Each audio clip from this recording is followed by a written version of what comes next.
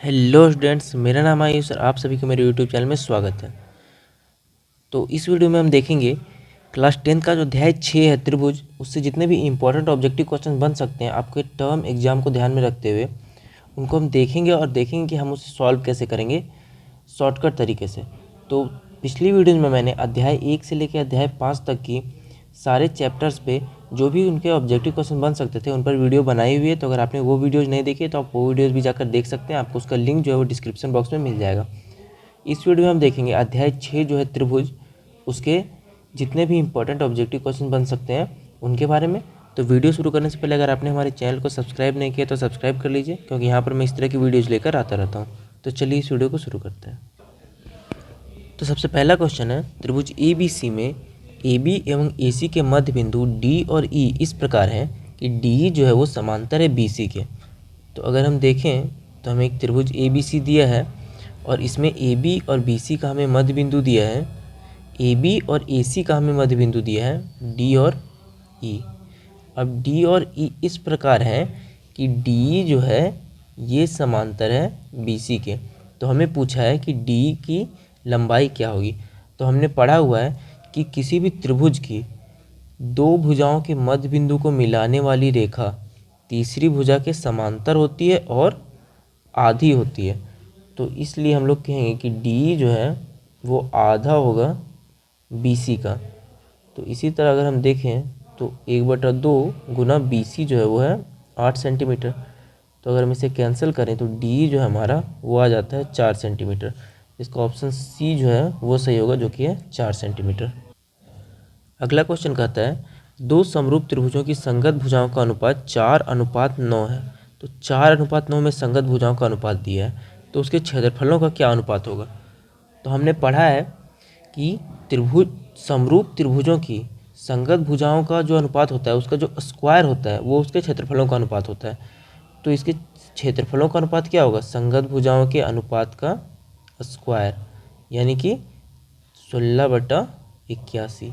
16/81 अगर हम देखें तो ऑप्शन बी में है, तो इसका ऑप्शन बी जो होगा वो सही होगा। अगला क्वेश्चन है, सभी समबाहु त्रिभुज होते हैं। तो हमने इस चैप्टर के शुरू में ही जब हम समरूपता पढ़ रहे थे तो हमने पढ़ा था कि सभी समबाहु त्रिभुज जो होते हैं वो समरूप होते हैं।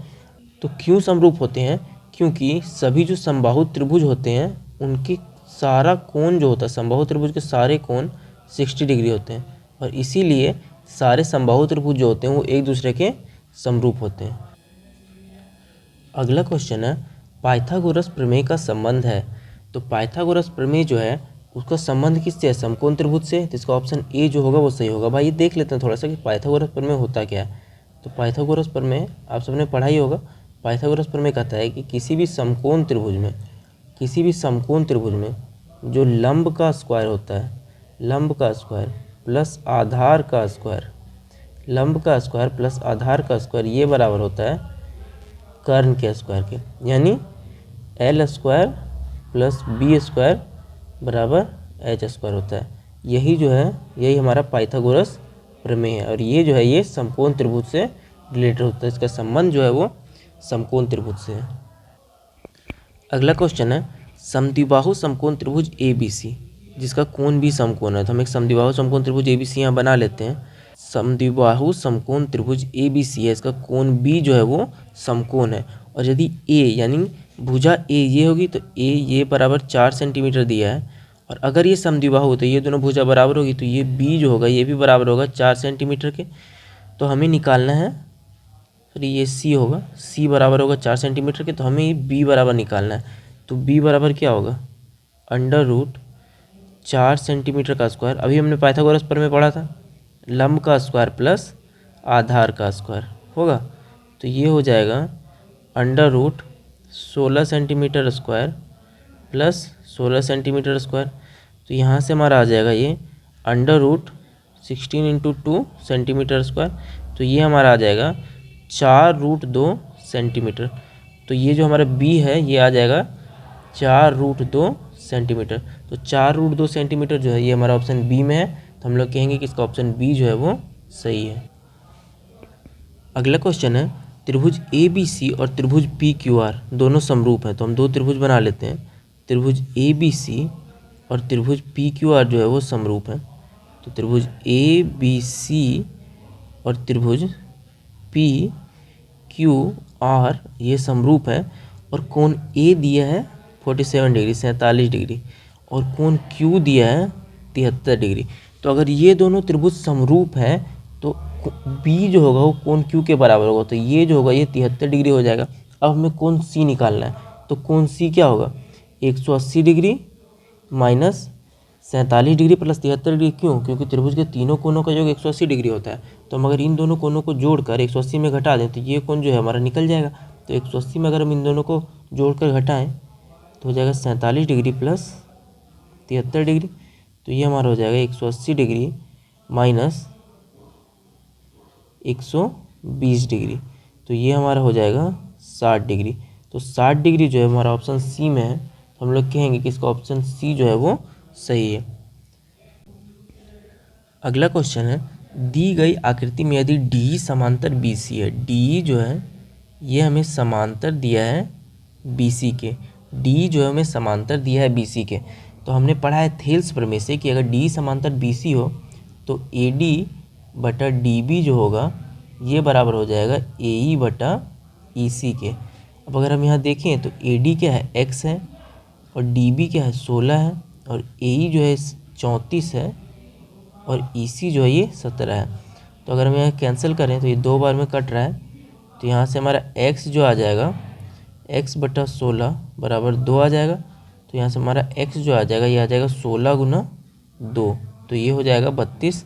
तो 32 जो है वो हमारा ऑप्शन बी में है। तो हम लोग कहेंगे इसका ऑप्शन बी जो है वो सही है। अगला क्वेश्चन है, यदि दो त्रिभुजों ए बी सी और पी क्यू आर में, यदि दो त्रिभुज हमें दिया है ए बी सी और P Q R, A B C और दूसरा त्रिभुज है पी क्यू आर, तो ए बी सी और पी क्यू आर में कोण ए जो है वो कोण पी के बराबर है, कोण बी जो है ये कोण क्यू के बराबर है और कोण सी जो है ये कोण आर के बराबर है। तो अगर हम देखें तो इनमें से कौन सा जो ऑप्शन है वो सही होगा। तो अगर इस तरह हमें दिया हुआ है तो हम लोग इसको लिख सकते हैं कि त्रिभुज ए बी सी जो है ये समरूप है त्रिभुज पी क्यू आर के। हम लोग ऐसे ही लिखते हैं।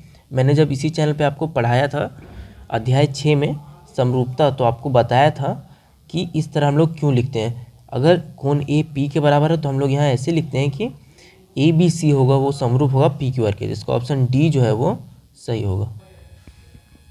अगला क्वेश्चन है, किसी त्रिभुज ए बी सी में कोण ए 90 डिग्री दिया है, बी सी 13 सेंटीमीटर दिया है और ए बी 12 सेंटीमीटर दिया है। तो हमें सबसे पहले एक त्रिभुज ए बी सी बना लेना है। त्रिभुज ए बी सी हमें सबसे पहले बना लेना है जिसका कोण ए जो है वो 90 डिग्री है। तो ए बी सी हमने बना लिया जिसका कोण ए 90 डिग्री है। बी सी जो है ये 13 सेंटीमीटर दिया है और ए बी जो है ये 12 सेंटीमीटर दिया है। तो अगर हम लोग यहाँ पाइथागोरस प्रमेय से देखें तो बी सी का जो स्क्वायर होगा ये बराबर होगा ए बी का स्क्वायर प्लस ए सी के स्क्वायर के, पाइथागोरस प्रमेय से। तो हमें क्या निकालना है, हमें ए सी निकालना है। तो ए सी बराबर क्या हो जाएगा अंडर रूट बी सी का स्क्वायर माइनस ए बी का स्क्वायर। तो यहाँ में बी सी क्या है, बी सी है 13 सेंटीमीटर, तो 13 सेंटीमीटर का स्क्वायर हो जाएगा 169 सेंटीमीटर स्क्वायर और 12 सेंटीमीटर है ए बी, तो ये हो जाएगा 144 centimetre square, 144 C M square. तो यहाँ से अगर हम देखें तो हमारा आ जाता है 25 सेंटीमीटर स्क्वायर जो कि हो जाता है 5 सेंटीमीटर। तो हमारा ए सी जो है ये 5 सेंटीमीटर आएगा और 5 सेंटीमीटर जो है ऑप्शन सी में है। तो हम लोग कहेंगे कि इसका ऑप्शन सी जो है वो सही है।